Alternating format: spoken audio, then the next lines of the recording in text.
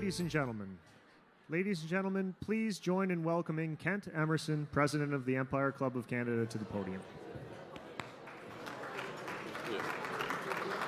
Thank you. Good afternoon, ladies and gentlemen, from the Shangri-La Hotel in downtown Toronto. Welcome to the Empire Club of Canada. For those of you just joining us through either our webcast or podcast, welcome to the meeting. Today we present the second event in our series looking at the upcoming federal election. Today's topic, Countdown Election 2019, with Vassy Kapelos, host of CBC's Power and Politics, joining political strategists Amanda Alvaro, Kathleen Monk, and Tim Powers. It's not the first time this season that the Empire Club of Canada has worked with CBC personalities. A few weeks ago, we presented Peter Mansbridge and British historian Dan Snow with a look at Canadian history at a fantastic event. And this season is also not the first time in our long history where we've had individuals from CBC.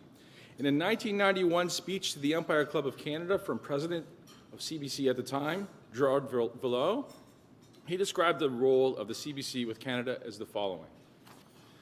We at CBC know our first task, we have to clean and clear and reopen our windows on each other. We must help Canadians to hear as well as to listen, to see as well as to watch. That is the basic service we can and must provide. This is an immense task to allow us to see each other, not as we fear, but as we hope, and to help reopen a future founded in the tolerance and understanding that springs from hope rather than debilitating sense of grievance and alienation that springs from fear and intolerance. And in that vein, Vassy, through her work on power politics, has done this by tackling Canadian issues head-on. Through employing the perspective of individuals from across the country and across many political spectrums, and providing a national forum for reasonable and respectful debate. Since taking over the show in 2018, Vassy has brought her own style, competence, and brand of authenticity. Vassy is both respectful and persistent. She is known to get the answers to questions that Canadians want to know. And if you don't want to give them to her right away, she will wait you out. With the Canadians' next election coming up, it's a perfect time to have the great panel of experts, Vassy at the Empire Club of Canada. So let's get started. And before I get started, I want to just prepare everyone. There's going to be a Q&A today. Vassy will take the Q&A questions. So if you think of questions while the presentation is going on, you'll be ready for the time at the end. In writing my remarks, I was reflecting on the fact that I met our first panelists during the 2007 election campaign. At the time, I was new to politics, and Amanda was a senior political advisor and spokesperson in the provincial government. The most notable incident was, of course, that I misnavigated the media bus with Amanda on it and, of course, all the media. And the campaign itself was called Moving Forward Together. So you can imagine the amount of jokes that I received at the time because the bus was not moving forward. It was going the wrong way. But Amanda was very nice about it, so I do remember that. It was a bad day, but everyone recovered. Amanda went on to serve as senior communications advisors for both Justin Trudeau's leadership bid and his party's election campaign. She's also the founder of Artbound, a Canadian charity responsible for building arts, schools, and programs in developing countries. Ladies and gentlemen, please welcome senior political strategist and president of the Toronto-based public relations agency, Pomp and Circumstance, Amanda Alvaro.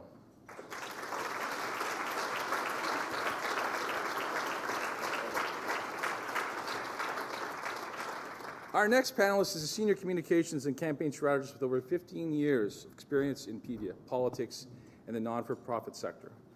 At principal at Earnscliffe, Kathleen previously served as director of communications for NDP leader Jack Layton, serving as the campaign spokesperson and media director during the NDP's 2000 federal election.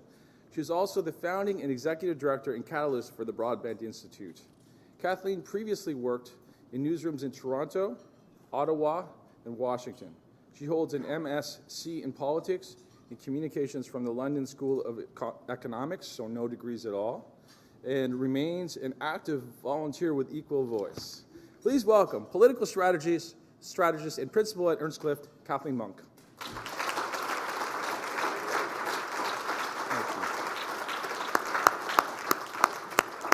A columnist and commentator, our next guest has worked on numerous Canadian federal political campaigns for Conservatives and Conservative parties. Dating back to the early 90s, working as an advisor and political operative, Tim has advised party leaders and cabinet ministers. He has also fundraised for federal and provincial parties across the country. Tim is also the current chairman of Rugby Canada. Please welcome Vice Chairman of Summa Strategies and Managing Director of Abacus Data, Tim Powers.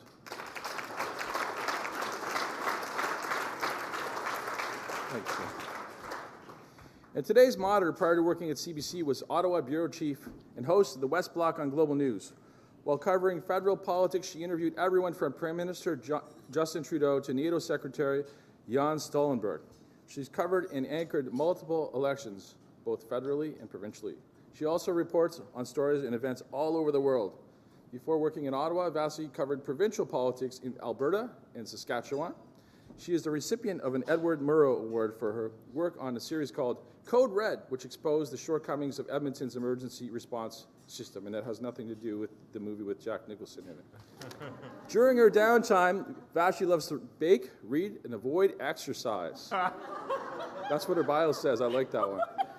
And spend time with family, friends, and her PVR. Please welcome the host of CBC's Power and Politics, Vassy Kapelos.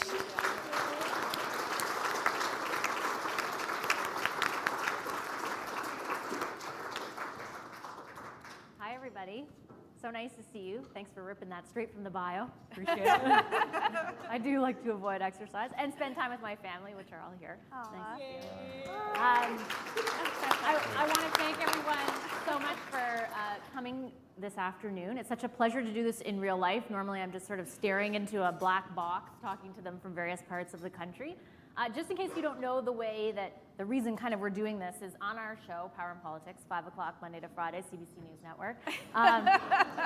We have a segment, 3 segments of the show, so a big chunk, the primary chunk of the show, the highest rated part of the show, which is the Power Panel. And this is my Wednesday Power Panel. Every Wednesday we get together, and for about 40 minutes we debate the political topics du jour, how they relate to the election, whatever it is from the day. And essentially the setup is we have a journalist plus me, and then somebody that represents in the vein of all the three major parties. Sometimes we have the Green Party now lately because they're on the up, which I'm sure we'll talk about.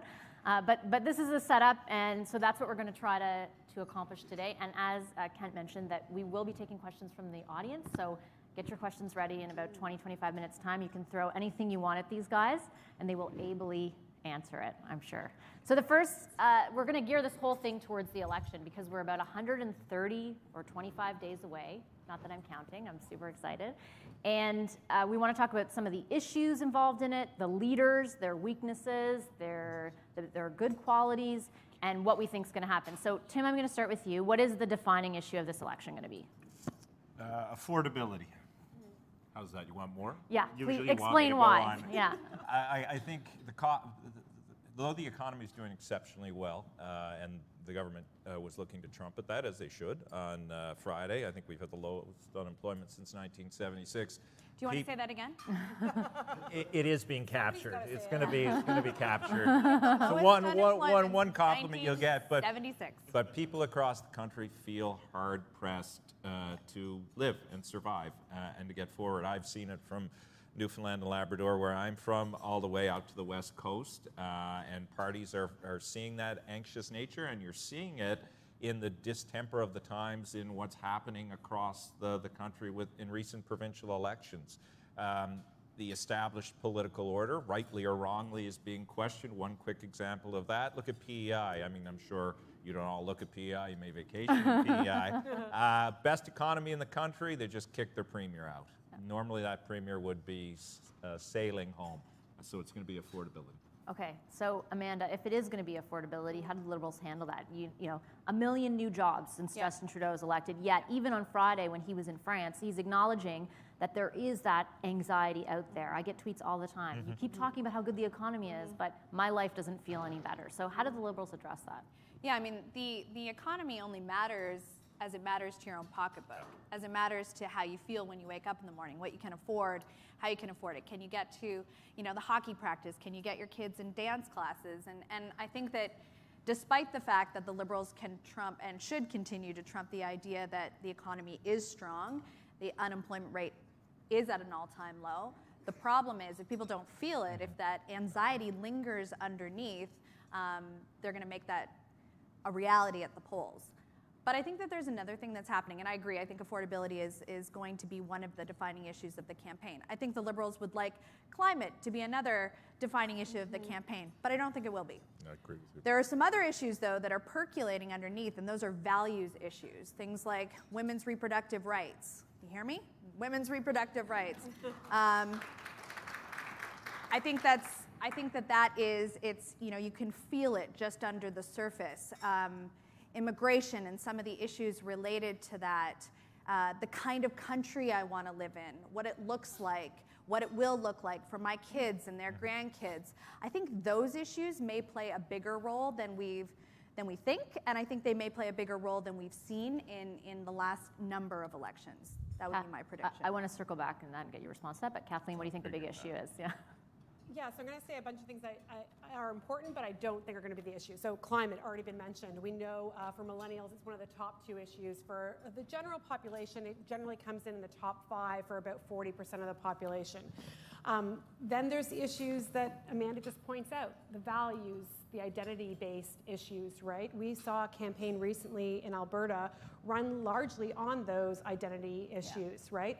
And it wasn't successful, unfortunately. No. Listen, that was my team. I was rooting for Rachel Notley, but when we brought out some of those real issues around identity politics, LGBTQ issues, white nationalism, they didn't resonate with the wider population. Why was that? Well, I think the election debrief still has to happen in that province, but I would argue it goes back to that hierarchy of needs and back to the economy. And so I think Tim and Amanda are right in terms it will be an affordability issue. But I want to broaden it. Tim's mentioned the economy's on fire. Certainly we have seen some of the lowest unemployment rates. And the Liberals, frankly, haven't done a great job, probably because they don't have Amanda on their team, like working permanently in Ottawa, but selling that narrative, telling people about what they've done for the economy. And that means that people don't know that information and they don't feel that information. I want to point to one study, a study that was out a couple weeks ago, that CEOs currently in 2018 made a 7% raise.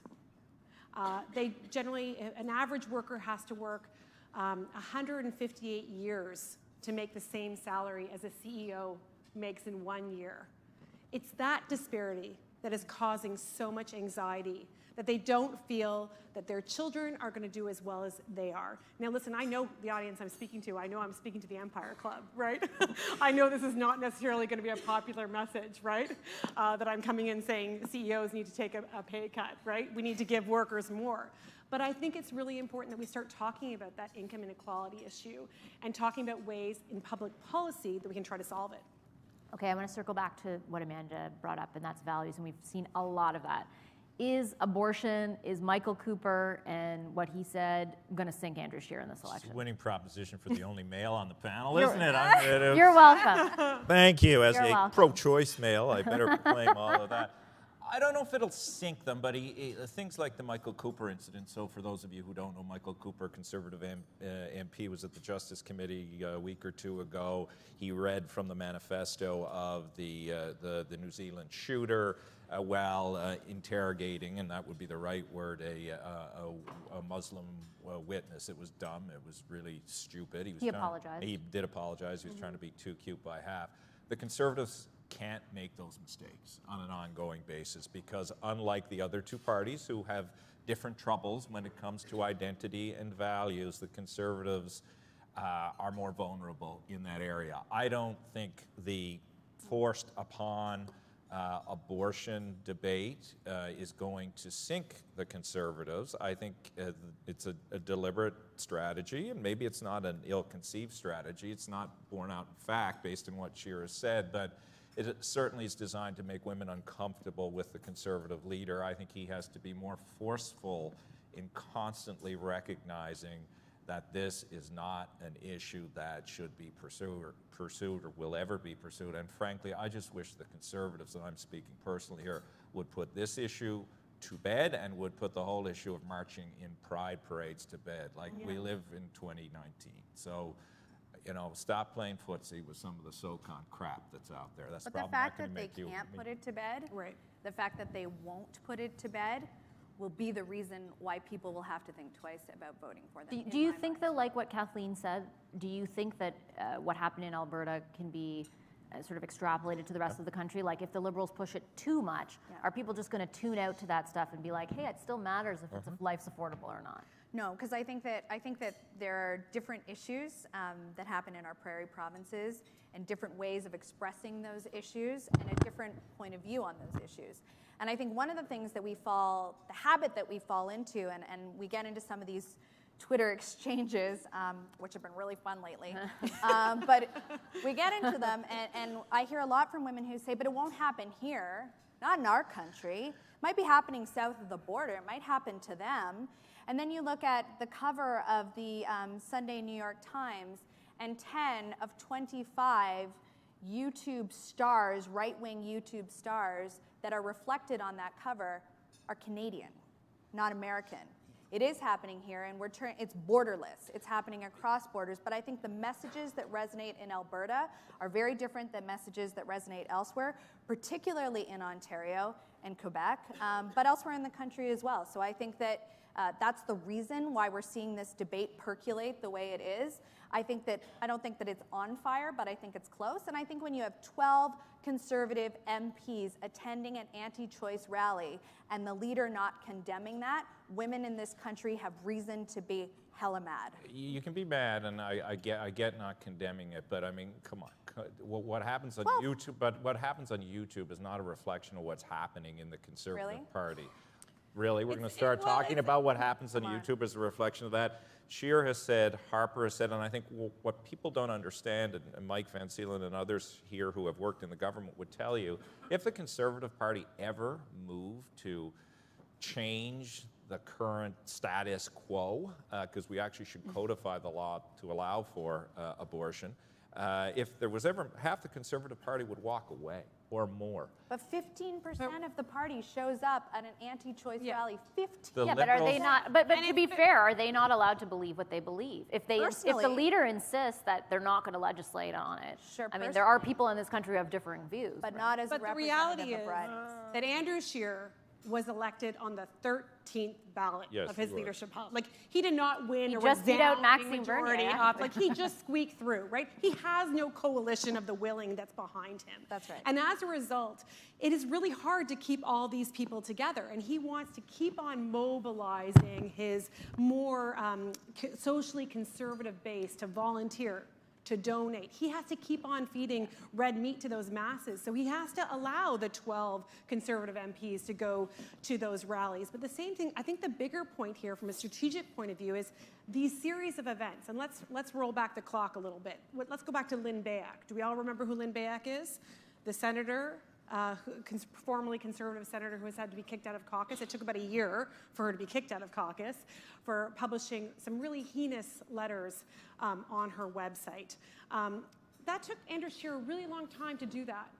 And now we've seen another example where he hasn't in any way disciplined these MPs who have gone to these rallies. We've seen another example with Michael Cooper where, okay, Michael Cooper, you don't get your seat on the Justice Committee for another couple of weeks while the House is still sitting, but no real discipline, no ejection out of caucus. So what that shows to me, these series of examples, is it shows a weak leader, someone who's not strong, someone who doesn't have a command of their caucus or their party. And I think that's the pattern that we have to watch for, that he's not willing to stand up. Tim wants to jump in, and then I'm going to move on to a different subject. It was a good one to start with, though. What I hear also is a concern about this leader borne out by the fact that the landscape is more competitive. I will go back and agree with Amanda and Kathleen that these are issues Conservatives have to be careful with, but it is outright farcical, and let me use that word again, farcical, to suggest that any of the leadership of the Conservative Party is going to reopen the abortion debate. It is not going to happen in my lifetime or your lifetime, and that is a very, very good thing. However, yes, in the Conservative Party and hopefully in other political parties, There are people who don't have one homogenous view on everything. I am not a social conservative. I think my friends would grant me that. I don't understand social conservatism, and I went to an all-boys Christian Brothers school, so I really should have a good understanding of it. I don't get it. I don't get what they believe in, but I do believe they should have a place and a space to express themselves. I don't believe they have the ability to influence legislation. That's my view, and that's why the Conservative Party will welcome people of different views. Total uniformity on issues is not always a good thing, and shutting down the dialogue or labeling people as, or whole parties because of the view of 12 people is also not helpful in advancing the rational arguments that can be made. On human rights, I think it's okay, actually. Well, on the matter of human rights and women's rights, I think it's okay. Speaking of Big Tent, Amanda, was the damage done to the Liberals and the Prime Minister specifically through SNC self-inflicted, do you think? I think in part it was, because I think that there was, you know, when we were headed into week 11, talking about it on the show, and every major newspaper and broadcaster in the country, it was very evident that the party had had an opportunity, I think, earlier on to stop the bleed, to stem the bleed, and we didn't do that. And I think that there was this feeling that a lot of goodwill that had been sown over many years would prevail, and that, you know, he wouldn't take the hit that he ultimately ended up taking.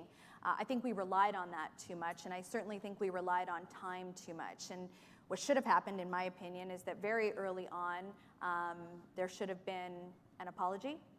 It should have been quick. It should have been, it should have come from the heart, which I think that this leader in particular, Trudeau, can do very well. I think that he has that capability.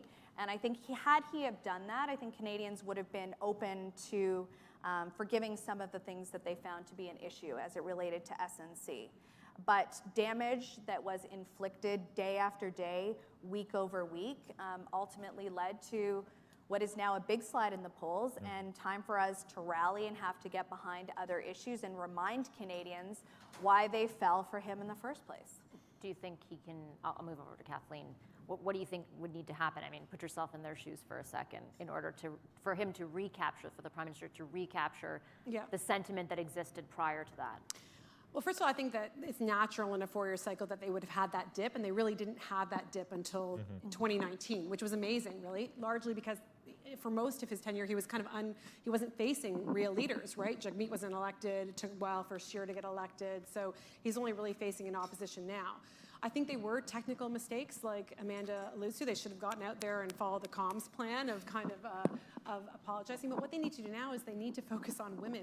Liberals traditionally win when they have a 12-point advantage among women. So it's a gender split. Same thing for Obama. Obama in 2012, I think, won over Mitt Romney with about, I think it was a 12 or a 14-point split. They do not have that split now, let me tell you. We're close. We're close. No, we are. I think the most recent polls show about 11 points on that front with women. But you need a lot more. Like, they need more across the country. And the question is, to Vassy's point, like, was this a hit that was temporary, that where some people were upset with what Trudeau and the government did, or actually have people become disillusioned and are now writing them off? The question is, in strategic terms, what we talk about is, has their voter universe shrunk from what has happened? Are there less people even willing to consider the Liberals now? That's the biggest question that if I was in their party, I'd be trying to figure out quick. Then what do you think? It was self-inflicted wound, but here's the equal opportunity, or the equal challenge with all of that, as Amanda knows quite well. So the Liberals' biggest asset in 2015 was Justin Trudeau. Right now, he is their most damaged asset. The different polls show different things, as we all know. Our Abacus poll has the parties tied. Angus Reid has them a 10-point gap today with the Conservatives ahead. You can guess which one I believe. But what the two numbers that really matter are on those who are looking at the Prime Minister's performance, and do you want a change of direction in the country. There's big gaps there that weren't there before. So Justin Trudeau, who used to outpace his party, is now behind his party. I don't think he is yet a full-on negative to his party, but it puts him in a very different place. That's why you see him, I think, and again, Amanda knows him better, but potentially overreaching a little bit in his performances because he wants to get his fire back in his belly. Yeah. You haven't asked, but look, I think, and again, why not throw a hand grenade in here? Go for it. We're not on air. It's fine, yeah. Oh, we are on air, actually.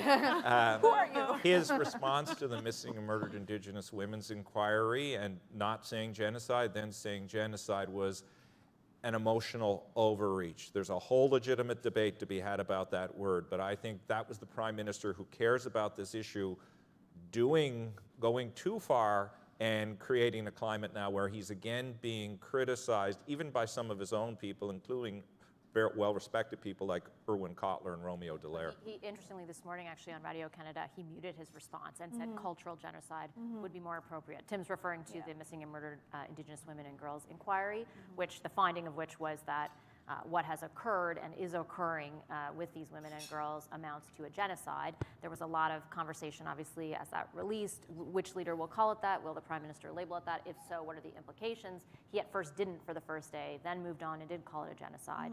And then today sort of qualified that and said maybe cultural genocide would be more appropriate. And I think something else to consider when you're thinking about, like, where are we in this time frame between when SNC kicked off in the election? And you'll recall that we've been in the House where the opposition has, taken as many shots and tried to keep this issue alive for as long as possible, and frankly did a good job of doing that. But now we're heading into like home team advantage, right? Because we're heading into campaign period.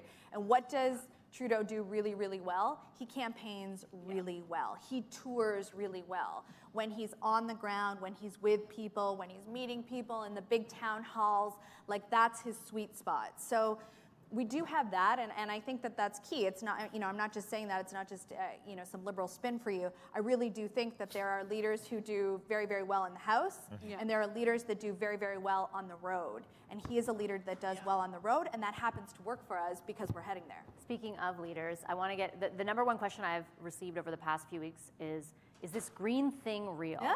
So I want to ask you that, Kathleen, and then I also want to ask you. No, you don't want the question. I also have to ask you about Jagmeet Singh, and we need your unfiltered take on what he's like as a leader. Right. Remember, the camera's on now. Come on. That's right. So listen, Jagmeet didn't grow up at 21st Sussex, right? He didn't grow up cultured and in the whole realm of politics. He hasn't been elected like Andrew Scheer since he was 25, like literally 25 years old. Andrew Scheer has done nothing but worked in elected politics. So he has a lot to learn. He has a lot to learn. That is a really diplomatic Artful way of artful dodge. Yeah, I'm coming there. It's been a few years at this. I know how to dodge. Existential crisis over here. But listen, he has a couple things going for him, right? He's really good at retail. Back to the retail thing. He's really good at retail. I think that the press gallery rightfully has given him a hard time over a few of his original forays into the media. They also kind of chide him for his social media use, which they think is too, casual or too social or for a leader. They have certain expectations of what a leader should do on Instagram and what they should not. So there's some, but he's putting forth policies, I think, that will still connect. And the advantage, if I can say anything, Amanda's right. Once we get into election time, things change. And people perk up and they start paying attention. And that's hopefully where Jagmeet will have the opportunity to get some more attention because networks will be required to cover the parties in a more equal way, and hopefully he can punch through because he hasn't been, if his weakness is one thing, he has not been able to punch through. I mean, Maxime Bernier has been better at punching through, frankly, than Jagmeet has. So, today, hopefully some news, they're going to be going out on big telecom and getting better rates for cell phones, so something directly to appeal to that affordability message to millennials. You might not go over your data overages in this room, but lots of millennials and even Gen Xers do that, basically within 2 weeks of their plan. So dealing with those telecoms, New Democrats are kind of reaching back to Jack Layton's brand of taking the fees off ATM machines. I mean, she always does such a good job of the spin. You all do. Yeah. And that was impressive. He has been a disaster. I'm just going to throw the real grenade out there. It has been a disaster, like an absolute plummet in the polls, feels like a distracted party that's been here and here, a divided party who can't get behind the leader. So I think when I say he's been a disaster, I don't know that it's all of his own making. I think that the party apparatus has really failed him. I think that they've failed putting out a message that is, I don't know if people in this room, I don't know if people anywhere, frankly, even if you are NDP, know what they stand for, what they're about. And while Kathleen's right, we're moving into election time where you can sort of define that and get a little more focused about it. They have given up ceded territory, given up so much ground that they needed right now, so that we're headed into a two-party election. But you kind of believe it. I know you do. I need a drink. I know her. I need a little more of you too. But I think that's the big challenge, is that we're heading into this two-party. So let me follow up with Mr. Abacus here. Have they ceded that ground to the Greens? And can the Greens, I mean, the big question I keep wondering and getting asked is, can they capitalize on what they've seen as an increase in popular support in the polls? And it's a great question, because in the past when the Greens have gone up, though they've not been to this level, and they've not had, which is the most interesting part about the Greens right now is not that they're at 12 or 14%, is that their accessible voter pool is That's up right. near 45 or 46. Their universe. Which goes back to this notion of the distemper of the times. Like PEI, and then Atlantic Canada will always be my reference point because it's the best region in the country. Sorry, Toronto. Way to go.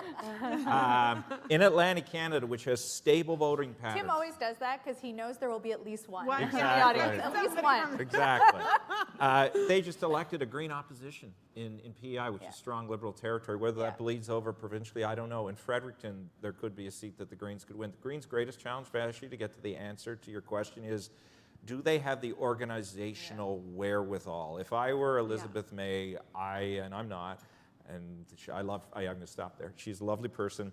I would focus on winning 12 seats, which is a party status in the House. I think if they organize themselves properly, they could. Yeah.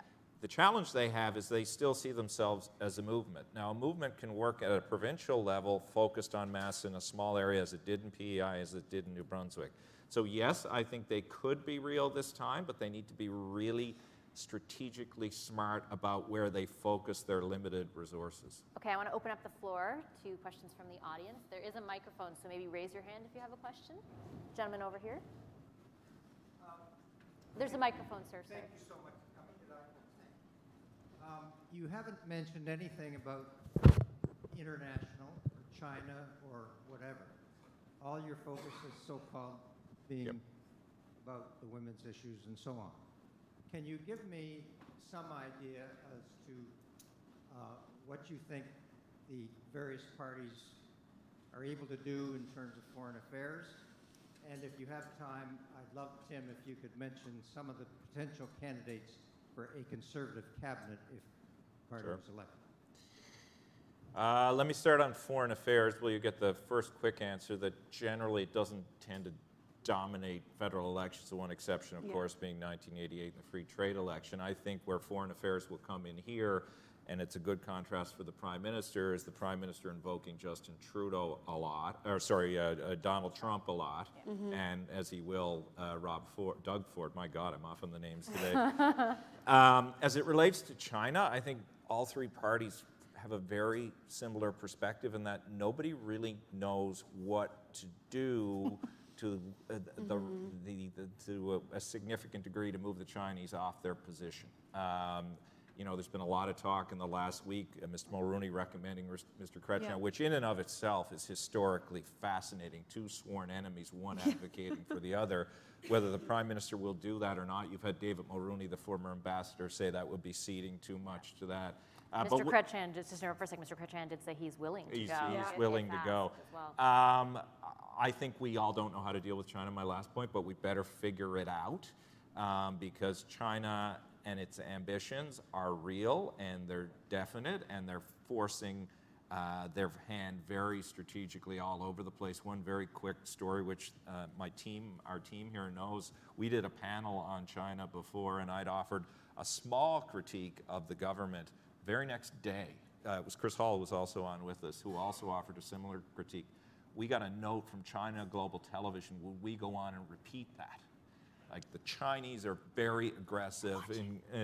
No, they were going to pay a lot of money, but I wouldn't do that to Vassy. But anyway, that's my quick take on it. I take your point. I mean, I would sort of further this along, and I take your point that domestic. No, you could not. That the domestic issues dominate, but I think the foreign issues can be significant. We look at the last election, with that devastating story of Alan Kurdi and Syrian refugees. It actually ended up having a huge impact on voter sentiment. So events can influence what happens in the election, and the China question is one. We know, for example, that Meng Wanzhou, that extradition hearing won't happen until early 2020. So that issue will persist in some capacity. But I don't know whether. But it won't be about extradition. It'll be about economy. No. So why is the government not too exercised about what's happening now? Because it focuses on pork, right? The ban is on pork. That's mostly in the West.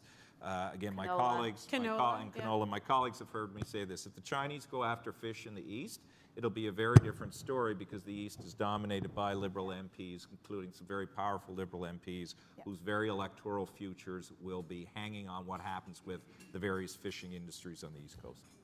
Quick comment from you, Amanda? Yeah, agree. I don't think China is going to be a defining issue in this election, and like foreign affairs normally is not, but I do agree with something you said right off the top, and that is that there are some natural villains, if you will, that certainly, if 2015 was sort of the sunny ways election for the Trudeau Liberals, I think we'll see a shift in that.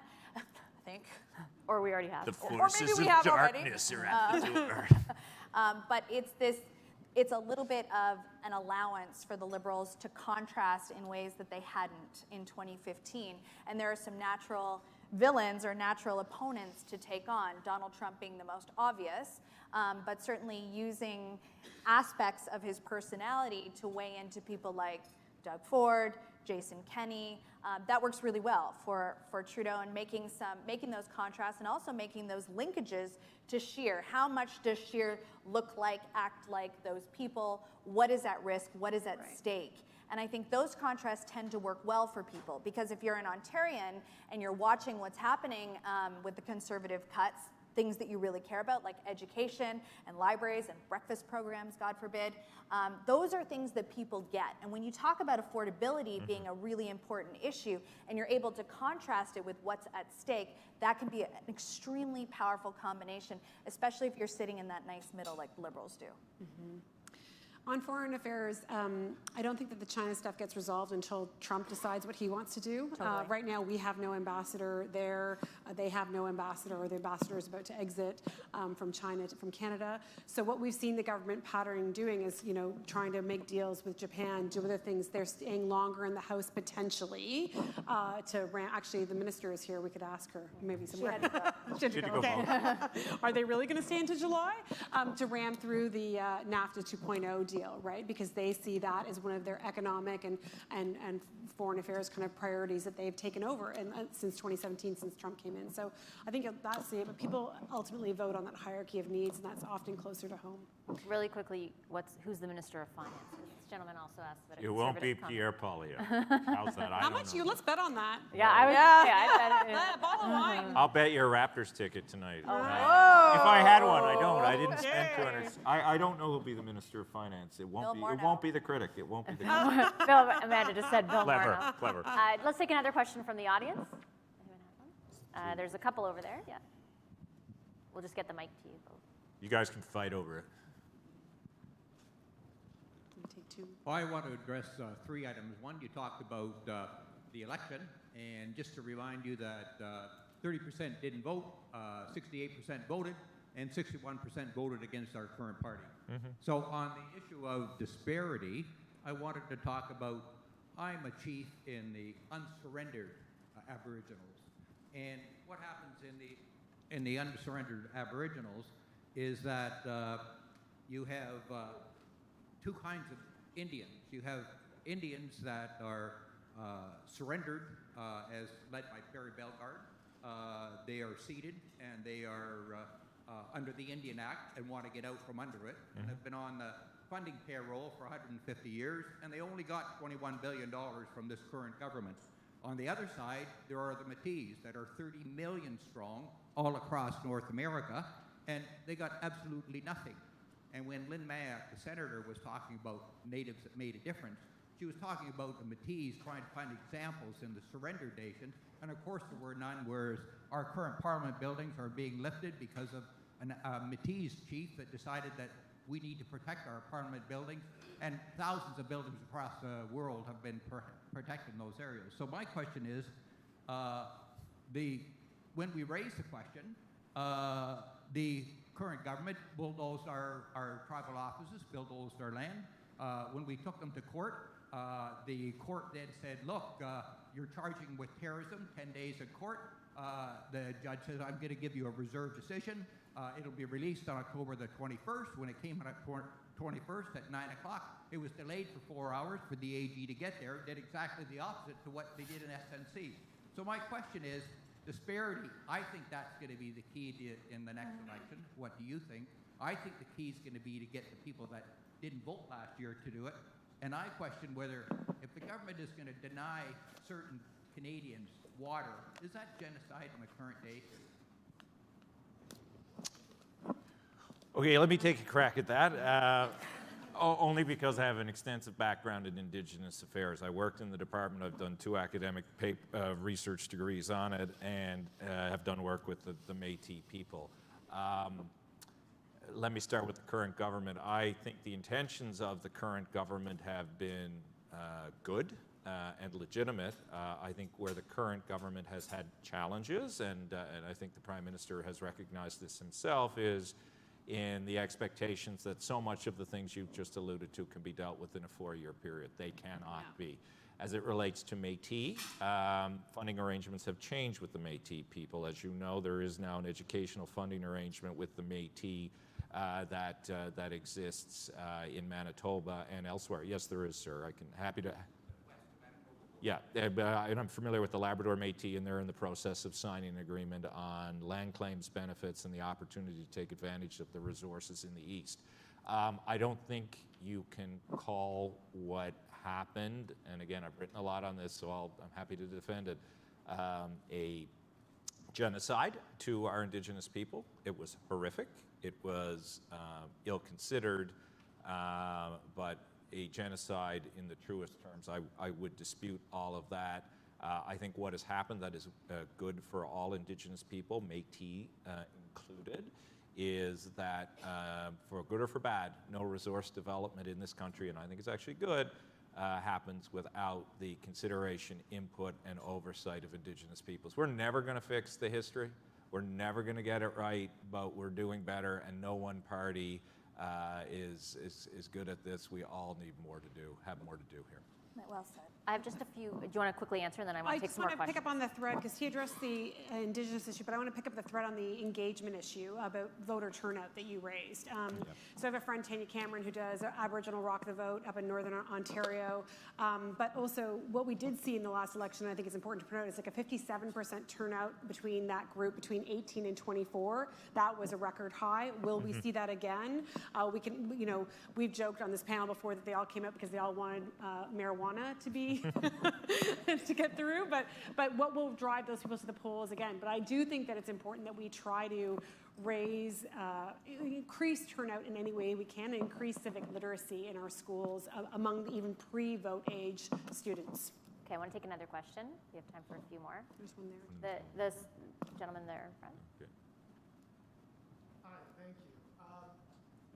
With the rise in social media advertising is driving election messaging, and with the recent Facebook announcement on how they're going to implement the new regulations and all that, do you think these regulations or these online databases of election ads will make a difference, or is this just a drop in the bucket in terms of controlling and bringing visibility to the way that social media is being used to push political messaging? I missed that. Good strategy.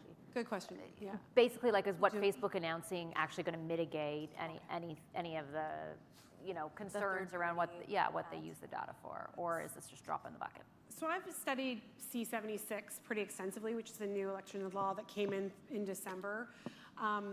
And what I would say is this, is that I think certainly Facebook, the whole fan group need to be regulated more so. And I think that some of the things that Facebook is moving towards is good, but there needs to be so much more to be done because, frankly, we can always figure out a way around. Totally. Right now there are 2 regulatory periods pre-election. So there's one that begins on June 30th, and then one that begins when the writ is dropped.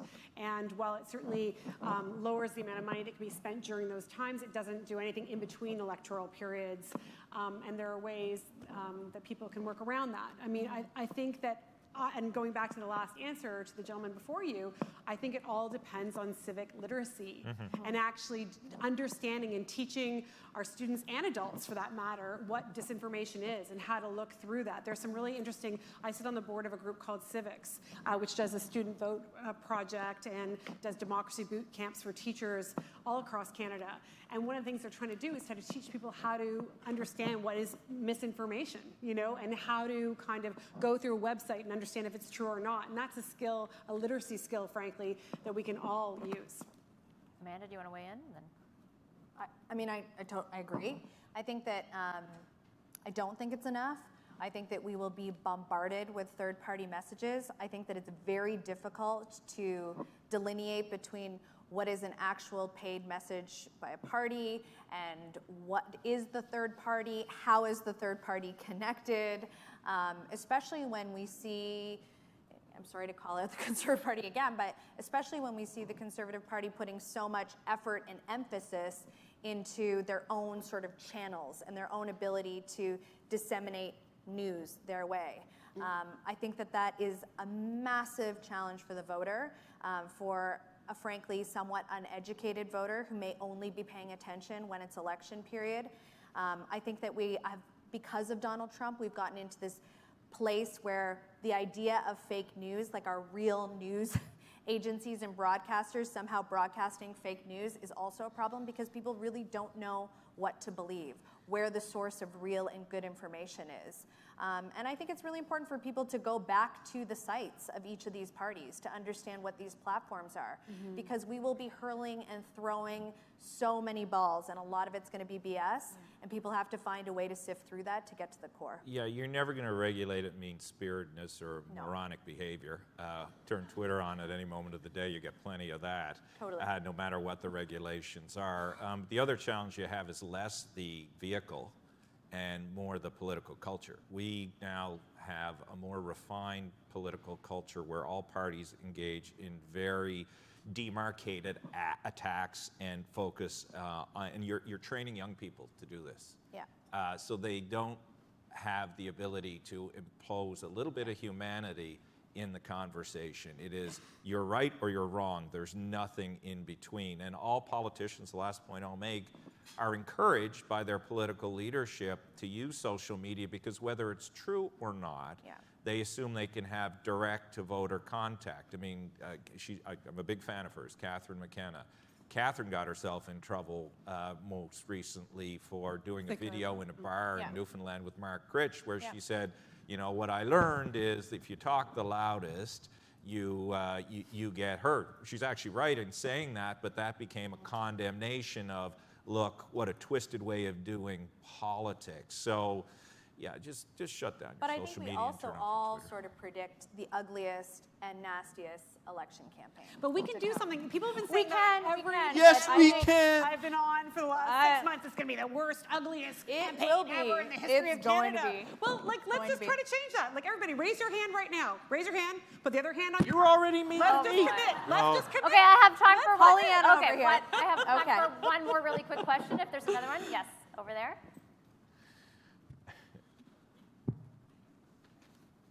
So no one's mentioned anything about health policy, national pharmacare, drug pricing, rare disease. All this stuff's happening on health policy. Does it resonate all with? Here's my lifeline. Your question is music to Catherine. Yeah, here's my lifeline. Set aside an hour for the answer. But we have 2 minutes to answer this. 2 minutes, Build quickly. a pharmacare plan for Canadians for a number of years. Free birth control in 2020 if you vote for New Democratic government for every woman. That will help our economy. It will help our half of the population. Not to interrupt though, but his question is also, does it resonate, right? Like, Yeah, is this it going to? doesn't. Are people Well, going to that's be the problem. voting on It's same health? like childcare. I mean, childcare is an infrastructure program. It's an economic program, and people have been railing in social democratic circles for childcare, affordable, accessible, public childcare for years. Do we have it? No. Every time someone comes forward with it, it becomes, kind of the pox on the party, and it doesn't work. So I'm not sure. I think people do crave it. Pharmacare is shown to not only save money for governments, but help increase productivity and also help people who can't afford their meds in terms of an affordability issue. But it doesn't look like the Liberals are going to bring something in. They've got their kind of blue ribbon panel that has made some recommendations. Oh, just wait. Yeah. Final advice. They have Eric Hoskins, former health minister here Yeah. in Ontario, who's about to any moment now deliver his final report. But like Kathleen says, we don't know if that will mean an actual pharmacare program or a hybrid. They have been sort of telegraphing that it won't be the full deal. Amanda, quick answer on health issues. What's it going to be? Well, news right here. No, I think to Kathleen's point, it is an issue. It's always an issue. It's never the number one issue. I think the Liberals will unveil something that's bigger than maybe what people are expecting. Will it go all the way? Will it satisfy New Democrats' desires on that front? No, absolutely. I don't think so. And I think it's unfortunate because when you look at, when you take your federal lens and look provincially at what's happening and how the erosion of some of our healthcare institutions provincially, there are concerns that should actually be lifted up so that federally we're taking a more responsive approach to how we're addressing healthcare and how we're guiding and leading it. But I don't, to be honest, I don't see it being, even in the top 3 or 4 issues. I was just going to say, railing on healthcare is a social democratic breakfast theme. So because it's not a breakfast issue, we'd hear it all day. But it's an important issue. I would say, Tommy, I know healthcare MCP wouldn't be without a New Democrat. So I actually did a presentation to a healthcare group yesterday with fresh data that we had. Healthcare is like number 8 on the issue, way behind the economy. And when people are asked what they think should be the focus of investment in healthcare, it will not surprise you that it's first, it's more doctors, second, it's more nurses, third, it's wait time. So there's not a lot of sophistication or easy politics there for political leaders. Totally. All right. Thanks, guys. Thank you, Vassy. Thank you.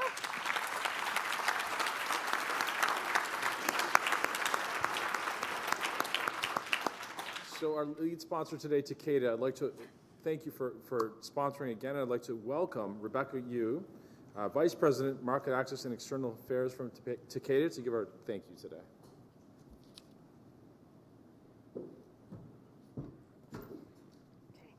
Thank you, Ken. On behalf of Takeda Canada, I want to thank the panel for a really lively, exciting discussion. I really enjoyed it, and I'll remember to tune in at 5 to 7 p.m. daily on CBC News Network.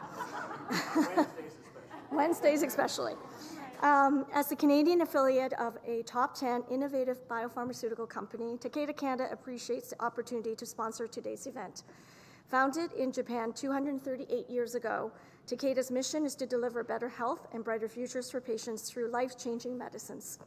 Healthcare almost always ranks as a top issue for Canadian voters at election time, but as we talked, it often doesn't get a lot of attention in the actual campaigns. It'll be interesting to see if National Pharmacare emerges as an important campaign issue this October. Takeda believes that any move toward National Pharmacare should be made with the goal of expanding access to medicines and reducing coverage gaps for all Canadian patients, not by rationing care or achieving equity by offering less coverage for medicines that patients need. Thanks again to the Empire Club of Canada for the opportunity for Takeda Canada to support this forum. Special thanks to Vassy and the panel for a thought-provoking and entertaining discussion. I just want to end to say, regardless of what party, what color you're in, we're going to say one thing tonight, which is, Go Raptors!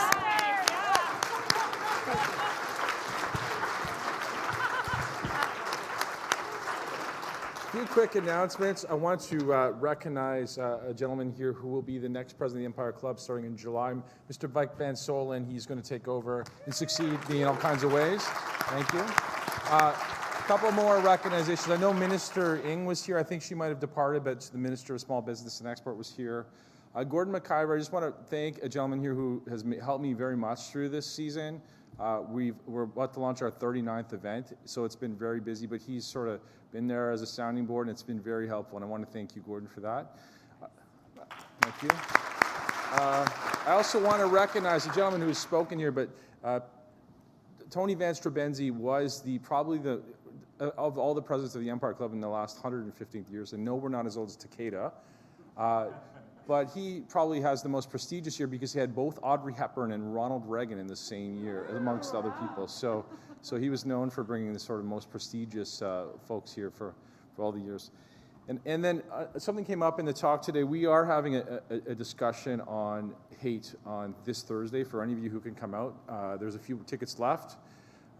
It's an important discussion to have with all the things that have been happening in Toronto over the last couple of years on our internet.